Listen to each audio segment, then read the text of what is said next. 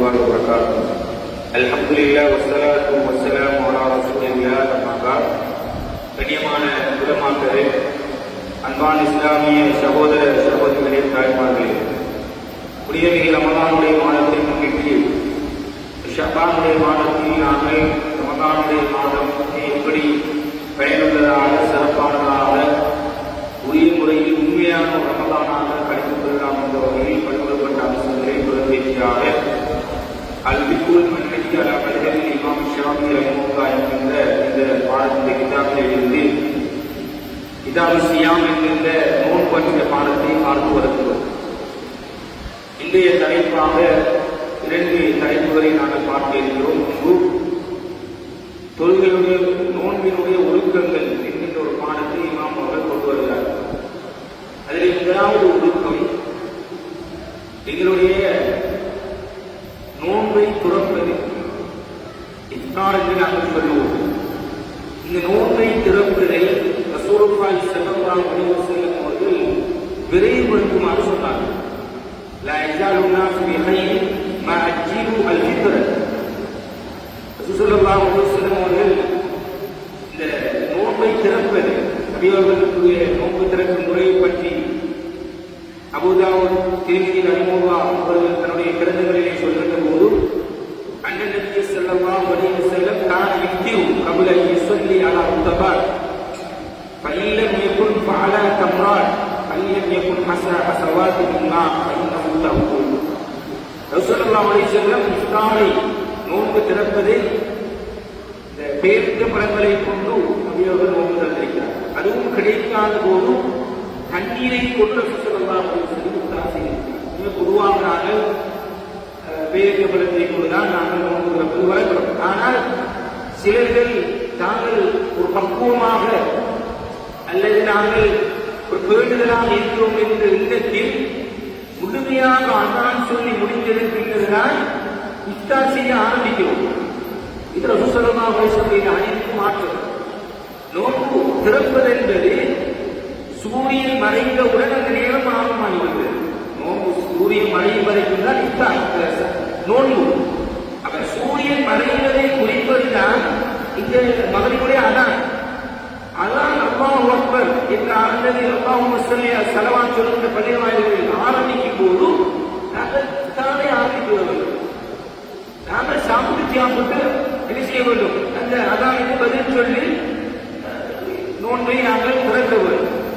எனவே ரசூலுல்லாஹி ஸல்லல்லாஹு அலைஹி வஸல்லம் அதை பிரதான ஒரு ஒழுக்கமாக சொன்னாங்க. அதே நேரம் இப்போது உங்களுக்கு தெரியும், ஆரோக்கியம் அதிகமான ரிப்போர்ட்டுகள், ஆய்வுகள் இப்போது வெளியாகிக் கொண்டிருக்கின்றன. இது நோன்பு திறக்கின்ற போது நாங்கள் 10-12 மணி தியானங்கள் எதுவுமே சாப்பிடாமல் உண்ணாமல் இருந்துவிட்டு திடீரென்று நோன்பை திறக்கும் போது ஆரோக்கியமான உணவுகளை நாங்கள் சாப்பிட வேண்டும். இஸ்லாம் ஒரு ஆரோக்கியத்தின் அதி உச்ச நிலையை சொல்லுகின்ற ஒரு மாற்றம். எனவே நாங்கள் இந்த சாப்பிடுகின்ற போது இப்போது முயற்சினால் பள்ளிவாயல் நிர்வாகிகளோடு இந்த கலந்துரையாடலை வைத்திருக்கிறார்கள். கடைகள் அந்த உணவகங்களோடு கலந்துரையாடல்களை நடத்துகிறார்கள். ஆரோக்கியமான உணவு அது சில நேரங்களுக்கு நாங்கள் நோன்பு என்பது மிகப்பெரிய ஒரு ஆரோக்கியம். அதனை நோட்டு நாங்கள் ஒரு உடலை கெடுத்துக் கொள்கின்ற அல்லது உடலை பலவீனப்படுத்துகின்ற நோயாளியாக மாற்றுவதற்கு நாங்கள் சென்றுவிடக்கூடாது. இதே கவனமாக அந்த இஃப்தாரை நாங்கள் செய்ய வேண்டும். அதே போன்று ரசூலுல்லாஹி அலைஹி வஸல்லம் சொன்னார், தஸஹரு ஃபஇன்ன பிஸ்ஸஹூரி பரக்கா. இந்த நோன்பு இருக்கின்ற பிரதானமான ஒன்றுதான் சஹர். இந்த சஹருடைய உணவை நாம் உட்கொள்ள வேண்டும். அதையும் அதான் சுபமுடைய அதானுக்கு நெருக்கமாக அதான் சொல்ல போகிற என்ற நிலையை தாண்டி ஒரு 5-10 நிமிடங்களுக்கு முன்னரே சாப்பிட்டு நாங்கள் அந்த சஹருடைய நியத்தை வைத்துக் கொள்ள வேண்டும். நோம்பினுடைய நியத்தை வைத்துக் கொள்ள வேண்டும். அதனை நம்ம கடைசி நேரம் வரைக்கும் அதான் சொல்லும் வரைக்கும் தாமதப்படுத்தி செய்ய தவிர்த்துக் கொள்ளுமாறு ரசூலுல்லாஹி அலைஹி வஸல்லம். அதே நேரம் சிலர்கள் அதிகமாக நான் ஏற்கனவே சென்ற ஒன்றில் சொன்னது போன்று கடுமையாக தொண்டை குழி வரைக்கும் சாப்பிடுவது சுபத்துற முடியாது. திட்டு திட்டத்தில் நோன்பை சரியாக இல்லாத நிலை, இந்த மாதிரியான நிலைக்கும் நாங்கள் போதிக்கப்படாது. வயிற்றை மூன்றாக பிரித்து ஒரு சாப்பாட்டுக்கு ஒரு பகுதி, தண்ணீருக்கு ஒரு பகுதி, இன்னும் ஒரு பகுதி வெறுமையாக வருவார்கள். அந்த வகையில் நாங்கள் ஒரு இபாதத்தை, ஒரு கடமையை செய்கிறோம். ஆரோக்கியமான சாப்பாடுகளை போதுமான அளவுக்கு நாங்கள் சகர் செய்வோம். அதே நேரம் சிலர்கள் கொடுப்போக்காக சகரெல்லாம் தேவையில்லை. இரவு தூங்கும் போதே இங்கே வச்சாச்சு எந்த நிலையில் அதுவும் இந்த ரசூலுல்லாஹி ஹதீஸ் மாற்றமானது. நாங்கள் சகருடைய நேரத்தில் ஒரு சகர் என்கிற ஒரு உணவை செய்வது சாப்பிட வேண்டும். அந்த சகருடைய உணவிலே பரக்கத் இருக்கிறது என்று ரசூலுல்லாஹி அலைஹி வஸல்லம் சொன்னார். அதே போன்று முஸ்தத்ரக் ஹாக்கிமிலே வரக்கூடிய ரிவாயத்தில் ரசூலுல்லாஹி சொன்னார்கள், இந்த பகலுடைய நேரத்தில் நீங்கள் நோன்பு நோன்பதற்கு இந்த சகருடைய உணவு உங்களுக்கு உதவியாக இருக்கும் என்று சொன்னார். உதவியாக நீங்கள் எடுத்துக் கொள்ளுங்கள் என்று அறிவு சொன்னார். அதே போன்று ரமலானுடைய காலத்திலே ஆதாம் இருந்த ஒழுக்கங்கள் ஒன்றுதான் எங்களுடைய நாங்கள் கட்டுப்படுத்திக் கொள்ள வேண்டும். வெறுமனே பசித்திருந்து தாய்த்திருந்து எந்த பிரயோசனம் கிடையாது. எனவே எங்களுடைய பொய் பேசுவது, புறம் பேசுவது, கோல் சொல்வது, ஏசுவது, பேசுவது, குறிப்பாக இந்த மனிதனுடைய மனித நேரங்களை கொள்ளையடிப்பது இது தொலைபேசி, இந்த சமூக வலைகள்.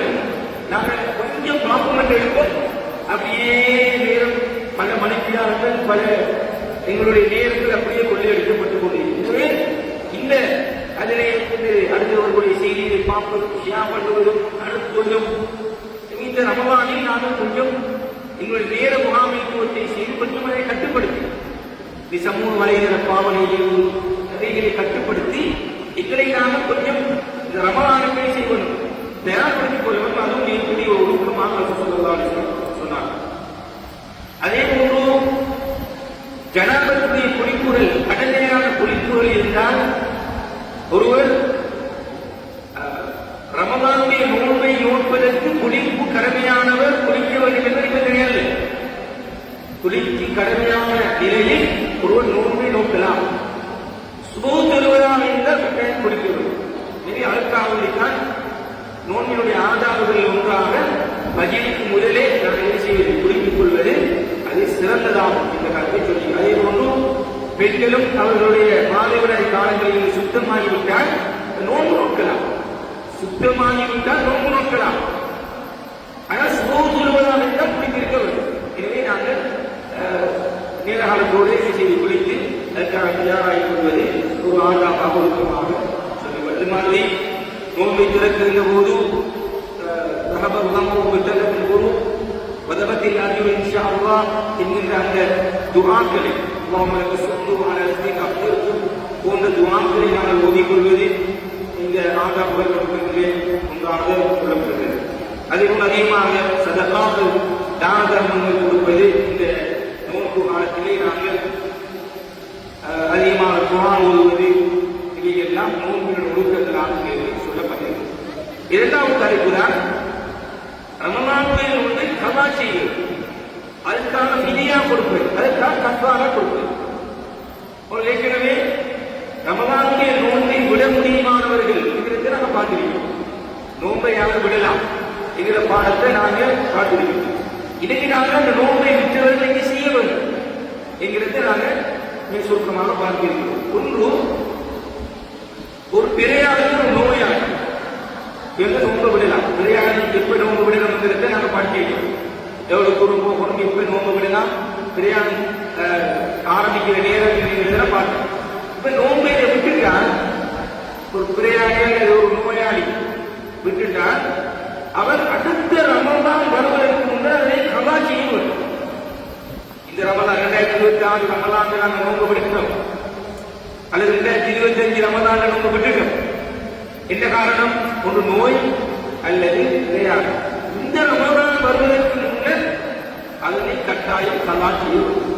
அப்படி இந்த ரமலான் வந்தும் கலா செய்யவில்லை என்றால் அவர் குற்றவாளியாக ஆக்குவார். அப்ப என்ன செய்யணும் என்றால், இந்த 2026 ரமலான் வந்தது, ரமலானுக்கு பிறகும் அவர் கட்டாயம் அதனை கலா செய்ய வேண்டும். ஆனால் ஒரு ரமலானை தாமதப்படுத்தியதற்காக வேண்டி அவர் இந்தியா ஒவ்வொரு நோன்பு பாகமாக அவர் பிதியா கொடுப்பவர். பிதியா என்பது அந்த நாட்டினுடைய பிரதான உணவில் 60 கிராம் ஒவ்வொரு நோம்புக்கு பணமாக அவர் கொடுக்க வேண்டும். இந்த நாட்டிலே அரிசி பிரதான உணவு, அதனை கொடுக்க வேண்டும். அவர் ஒரு ரமதானிலிருந்து அடுத்த ரமதான் வருவதற்கு முன்னர் அவர் கட்டாயம் செய்ய வேண்டும்.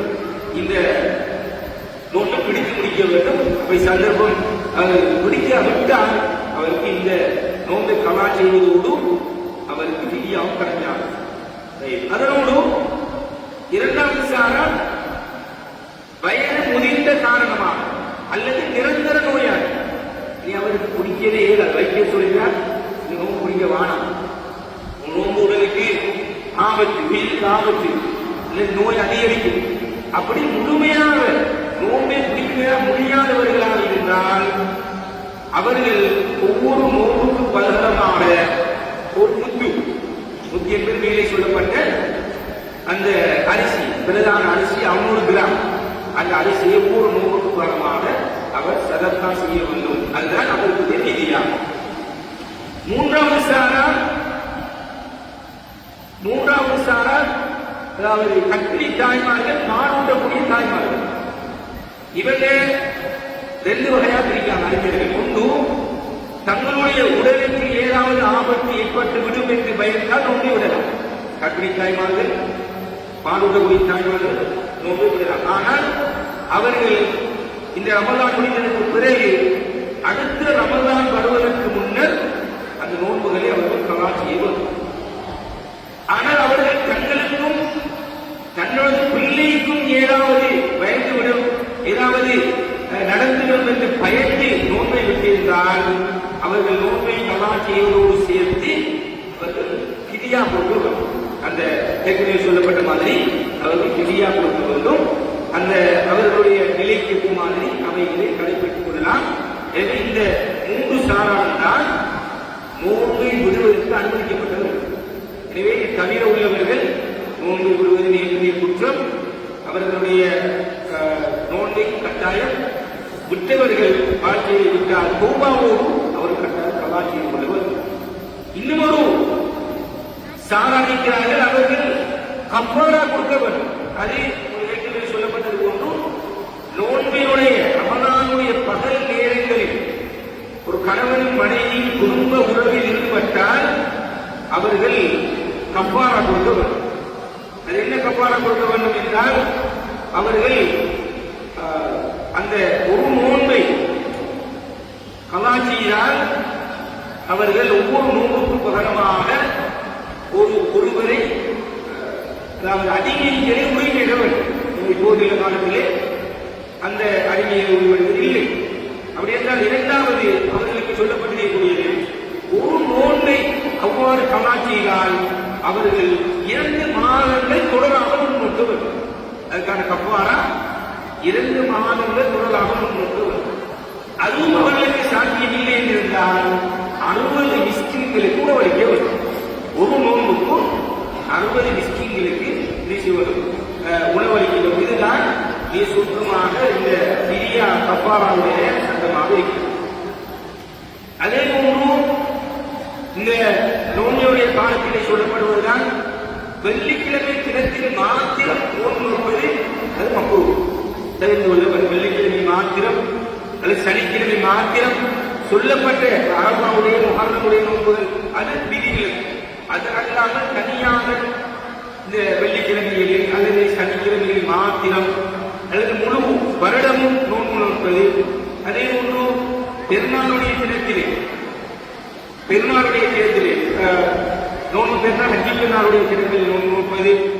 அதே போன்று ஐயாமு தஸ்ரீக்குடைய நாட்களிலே நோன்பு நோற்பது. அதே போன்று யௌமு ஷக் என்கின்ற அந்த பிறை ஹஜ்ஜுடைய அந்த நோன்பினுடைய ரமலானுடைய பிறை பார்க்கின்ற அந்த நாளிலே நோன்பு நோற்பது. இவைகள் எல்லாம் தவிர்த்து கொள்ள வேண்டும் என்பது அறிஞர்கள் எங்களுக்கு சொல்கிறார். எனவே முக்கியமானவர்களே, இதுதான் நாங்கள் இந்த ரமலானுடைய காலத்திலே கடைபிடிக்க வேண்டிய ஒழுக்கங்களும் அதுபூர்வமான விவரங்களும். எனவே இதுவரையில் இந்த ரமலானை என்பது பள்ளிவாயிலே சிறப்பாக ஆன்மீக ரீதியாகவும் பௌதீக ரீதியாகவும் செயற்படுத்த வேண்டும் என்ற நோக்கிலே இந்த பள்ளிவாயுடைய நிர்வாகம் சிறப்பான சீர்திருத்தங்களை பள்ளிவாசலை அமல்படுத்தியிருக்கிறது. வலிமையாக நடைபெறுகின்ற தராமையுடைய தொழுகை பள்ளிவாசலை ஆண்களுக்கும் பெண்களுக்கும் செப்பரேட்டாக நடைபெறும். ஆண்கள் கீழ் மாடியிலும் பெண்களுக்கு மேல் மாடியிலும் அதற்கான ஏற்பாடுகள் செய்யப்பட்டிருக்கின்றன. 8:15 வரைக்கும் 8:45 வரைக்கும் செலவாக சொல்லப்படும். 8:45 இஷாவுடைய தொழுகை தொடர்பான விவரங்கள் பள்ளியுடைய நோட்டீஸ் போர்டிலே கூறுவார்கள். 8:45 9 மணி வரைக்கும் இஷாவுடைய தொழுகை, 9 மணி தொடக்கம் 10:20 வரைக்கும் வலிமையான தராமை தொழுகை நடைபெறும். அதற்கு வித்திரு தொழுகை பிரயாணம் நடைபெறும். வலிமையான சிற்றுண்டியில் வலிமையாக நடைபெறும். கடைசி 10 தினங்களிலே பிரயாணிகளுடைய தொழுகை 11:30 மணிக்கு பள்ளிவாயில் நடைபெறும். அதற்கான சகல ஏற்பாடுகள் செய்திருக்கிறார்கள். இது தவிர குர்ஆன் இறக்கப்பட்ட இந்த ரமலானுடைய மாதத்திலே இவை பகுதியில் இருக்கின்ற ஆண்கள், பெண்கள், சிறுவர்கள் எல்லோரையும் குர்ஆனோடு இணைக்க வேண்டும் என்கின்ற நோக்கிலே குர்ஆனுக்கான ஒரு பணியை, ஒரு மாநிலையை இந்த பள்ளிவாய் நிர்வாகம் செய்திருக்கிறது. அதற்கான நாங்கள் பதிவை வைத்திருக்கிறோம்.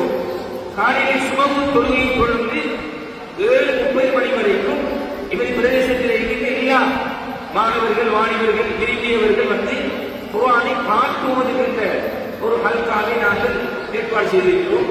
எனவே உங்களுக்கு அதனை நாங்கள் நாளாண்டும் அடையாளப்படுத்தி எவ்வளவு ஓதுகிறீர்கள் என்பதை நாங்கள் பேரோடு அடையாளப்படுத்தி வந்து இந்த ரமலான் 30 நாளைக்கும் ஓதுகின்ற அளவு குர்ஆனில் 2-3 குர்ஆன்களை ஓத வைக்க வேண்டும் என்ற வகையில் குறிப்பாக பாடசாலை மாணவர்களை மையப்படுத்தியதாக நாங்கள் ஏற்பாடு செய்திருக்கிறோம். எனவே உங்களுடைய பிள்ளைகள் வயது வித்தியாசம் இல்லாமல் அவர்கள் இந்த வகுப்பில் இணைத்துக் கொள்ள முடியும். எனவே உங்களுடைய பிள்ளைகள் இருந்தால் அந்த பேர்களை பதிவு செய்தால் இன்ஷா அல்லாஹ் முதலாவது வருகின்ற சனிக்கிழமையில் இருந்து புதன்கிழமை பிறை காட்டுகிறார்கள். வியாழன் நோன்பு நோக்கம் அல்லது வெள்ளி நோன்பு வரும். சனிக்கிழமையில் இருந்து இந்த திட்டத்தை நாங்கள் ஆரம்பிக்க இருக்கிறோம். எனவே இது சனி, ஞாயிறு, திங்கள், செவ்வாய், புதன், வியாழன் 6 நாட்களுக்கு வாரத்திலே நடைபெறும். எனவே உங்களுடைய பிள்ளைகள் இந்த பாடத்திற்கு நீங்கள் இணைத்துக் கொண்டால் அவர்கள் சோதுரைக்கு வருவார்கள், குர்ஆன்களை பார்த்து ஓதுவார்கள். விடுகின்ற பிள்ளைகளை நாங்கள் திருத்திக் கொடுப்போம். அதிகூடுதலாக குர்ஆன்களை ஓதி முடிப்பவர்களுக்கு நாங்கள் பெருமையான பரிசீலனை சான்றிதழ் இன்ஷா அல்லாஹ் எங்களுடைய 30 விழாக்களை நாங்கள் வழங்கியிருக்கிறோம். எனவே அதற்கான பிள்ளைகள் இன்ஷா அல்லாஹ் அனுப்பிக்கலாம். மாணவர்களை குர்ஆனோடு தொடர்புபடுத்த வேண்டும் என்ற வழியை நாங்கள் செய்கிறோம். அதே போன்று பெண்களை, வயது வந்த பெண்களை குர்ஆனோடு தொடர்புபடுத்த வேண்டும் என்ற வகையில் 10 மணி தொடக்கம் 10:30 மணி வரைக்கும் முஅல்லிமாக்களை கொண்டு நாங்கள் குர்ஆன் ஹல்காக்களை இந்த பள்ளிவாசலுடைய பதில் ஏற்பாடு செய்திருக்கிறோம். வயது வந்த பெண்கள் 10 மணிக்கு, அதில் சனி, ஞாயிறு, திங்கள், செவ்வாய், புதன் 5 நாட்கள், வாரத்தில் 5 நாட்கள், சனி, ஞாயிறு, திங்கள், செவ்வாய், புதன் இந்த 5 நாட்களும் நாளை 10 மணியிலிருந்து 19 மணி வரைக்கும் குர்ஆன் ஹல்கா, 10:30 11:30 மணி வரைக்கும் அவர்களுக்கான தஃசீர், மார்க்க விளக்கங்கள், அவர்களுக்கு தேவையான நாளாண்டு அவர்களுக்கு தேவையான விஷயங்களை நாங்கள் கொடுக்க இருக்கிறோம். எனவே இந்த நிகழ்ச்சி வலிமையாக 100-110 பெண்களுக்கு மாதிரி வலிமையாக ஒன்று சேருவது வழக்கம். இதை இந்த வருடம் அதை நாங்கள் நடைமுறைப்படுத்துகிறோம். லுகர் தொழிலை தொடர்ந்து இன்ஷா அல்லாஹ் முறை நாங்கள் வலிமையாக நாளாந்தம் ஓதுகின்ற 50 ஜுஸ், இந்த 50 ஜுஸுக்கான முழுமையான தஃசீரை நாங்கள் செய்யிருக்கிறோம். லுகர் தொழிலை தொடர்ந்து நாளாந்தம் ரமலானிலே. எனவே இந்த தஃசீருடைய குர்ஆனை நாங்கள் விலகி அறிந்து ஓத வேண்டும் என்ற வகையில் அந்த ஏற்பாடு செய்திருக்கிறோம். அதிலும் மாநிலங்களில் உள்ளவர்கள், பிரதேசத்தைச் சேர்ந்தவர்கள் கலந்து கொள்ளலாம். அதை தொடர்ந்து ஹிஸ்பு மஜ்லிஸ் நடைபெறும். இன்னொரு பாடநிலையை நாங்கள் திட்டமிட்டிருக்கிறோம். யாராவது விரும்பி வந்தால் அதை நாங்கள் சேர்த்துக் கொண்டிருக்கிறோம். வயது வந்த ஆண்களுக்கான குர்ஆனை திருத்திக் கொள்கின்ற ஒரு வகுப்பை நாங்கள் நடாத்துவதற்கு திட்டமிட்டிருக்கிறோம்.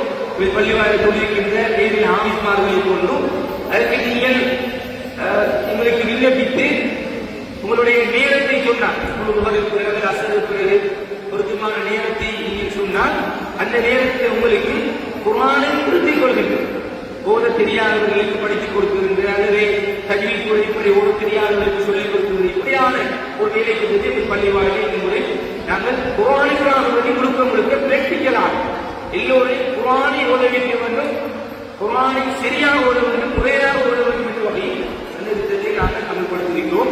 அதே போன்று சனி ஞாயிறு தினங்களில் மாலை 4 மணிலிருந்து 5 மணி வரைக்கும் பாடசாலை மாணவர்களுக்கான ஒரு விசேட ஒரு வகுப்பை நாம் தேவையான அன்றாடம் செய்கின்ற தயமும் தொழுகை இப்படியானவைகளை திருத்திக் கொள்கின்ற ஒரு திருத்திக்கான வகுப்பாக சனி ஞாயிறு மட்டும் 4 மணிலிருந்து 5 மணி வரை அதில் நாங்கள் செய்ய வேண்டும். இறுதியாக தராவி தொழிலுக்கான பயான் நடைபெறும். கடைசி 10 தினங்களிலே இன்ஷா அல்லாஹ் கியாமுல் தொழுகைக்கு முன்னர் 10-15 நிமிடங்கள் நாங்கள் இன்ஷா அல்லாஹ் அந்த ஓதப்படுகின்ற குர்ஆனுடைய விவரங்களை நாங்கள் ஒரு தஃசீராக அந்த கியாமுல் தொழுகைக்கு முன்னர் நாங்கள் செய்ய இருக்கிறோம். அதே போல் இந்த முறை யோசிக்காவுடைய அமல் நீங்கள் வேண்டி வந்தால் இன்ஷா அல்லாஹ் நாங்கள் தயாராக இருக்கிறோம், தயாரியாக விருப்பமாக இருக்கிறோம். பேர்களை இப்போதே பதிவு செய்யுங்கள். கடைசி 10 தினங்கள் நாங்கள் திட்டமிட்டு அந்த முழு 10 தினங்களையும் குர்ஆனுக்கு செலவழிக்கின்ற ஒரு தினமாக அடையாளப்படுத்தி அவைகளை ஒரு திட்டமிடலோடு நாங்கள் செய்வதற்கு ஆயத்தமாக இருக்கிறோம். எனவே இந்த முறை ரமதானில் குர்ஆனியற்கான ரமதானா குர்ஆனுக்கு எவ்வளவு தூரம் நாங்கள் வெற்றிகளாக முக்கியத்துவம் கொடுத்து என்னுடைய மகல்லாவில் எல்லோரையும் பள்ளிவாழோடு இணைத்து இந்த சேர்த்துக்களை செய்ய முடியுமோ அதற்காக நாங்கள் நேரங்களை காலங்களை கொடுத்து செலவழிக்க இருக்கிறோம். எனவே உங்களுக்கு தேவையான சகல ஒத்துழைப்புகளையும் இந்த பள்ளிவாளுடைய நிர்வாகம் அதில் உள்ள இமாம்கள் நாங்கள் செய்வதற்கு தயாராக இருக்கிறோம். உங்களுக்கு தேவையான வகையில் தேவையான விடயங்களை உங்களுக்கு தேவையான திக்கு மசாலா கொள்கையோடு நோன்போடு அல்லது சக்காத்தோடு தொடர்பான விஷயங்கள் இருந்தால் அவைகளை நாங்கள் தெளிவுபடுத்துவதாக இருக்கிறோம். எனவே இந்த ரமதானை அடைந்து இந்த ரமதான் முழுக்க சிறப்பாக உணர்வுபூர்வமாக உண்மையான ரமதான கழிப்பதற்கு அல்லாஹ் சுப்ஹானஹு வ தஆலா தௌஃபீக் செய்வானாக என்ற பிரார்த்தனையோடு அல்லாஹ் சுப்ஹானஹு வ தஆலா அறிவியலை உறுதி கொண்டு நல்லவர்களுக்கு ஆக்குவானாக. வஆஹிரு தஅவானா அல்ஹம்துலில்லாஹி ரப்பில் ஆலமீன். அஸ்ஸலாமு அலைக்கும்.